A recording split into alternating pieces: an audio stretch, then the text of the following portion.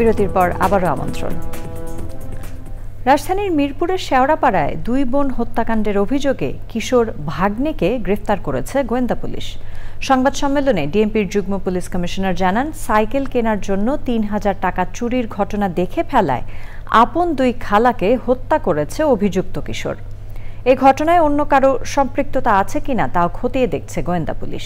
শহীদুল্লাহ রাজুর রিপোর্ট। গত 9 মে রাজধানীর শেওড়াপাড়ায় আপন 2 বোন নির্মমভাবে নিহতের ঘটনায় সিসিটিভি ফুটেজে এক ব্যক্তিকে শনাক্ত করে গোয়েন্দা পুলিশ।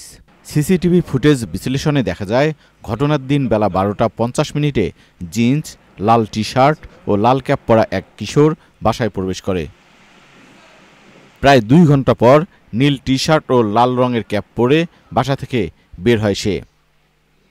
তথ্য প্রযুক্তি ও পারিপার্শ্বিক অবস্থা বিশ্লেষণ করে অভিযুক্তের পরিচয় নিশ্চিত হয়ে আপন খালা মরিয়ম বেগম ও সুফিয়া বেগমকে হত্যার অভিযোগে ওই কিশোরকে গ্রেপ্তার করে গোয়েন্দা পুলিশ।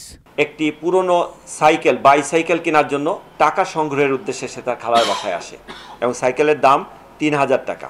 খালা যখন তাকে লেবুর শরবত দিয়ে আপ্যায়ন করার জন্য ডাইনিং টেবিলে চাকু দিয়ে লেবু কাটছিল এবং অন্য আরেক খালা আরেকটি রুমে হাঁড়ি পাতিল এগুলো ধোয়া মোছা করছিল, ঠিক এই মুহূর্তে সে তার খালার লিভিং রুমে ঢুকে সেখান থেকে খালার মানিব্যাগ থেকে টাকা চুরি করে।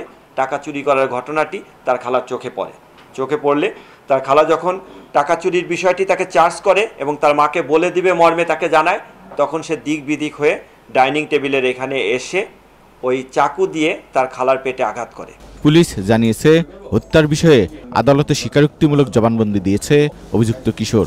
এর নেপথ্যে আর অন্য কোনো ঘটনা আছে কিনা, অর্থাৎ পারিবারিক কোনো কলহ আছে কিনা, জায়গা জমির কোনো বিষয় আছে কিনা বা অন্য কোনো বিষয় আছে কিনা সেটি আমরা খতিয়ে দেখব এবং তদন্তের কার্যক্রম সেটি চলমান আছে।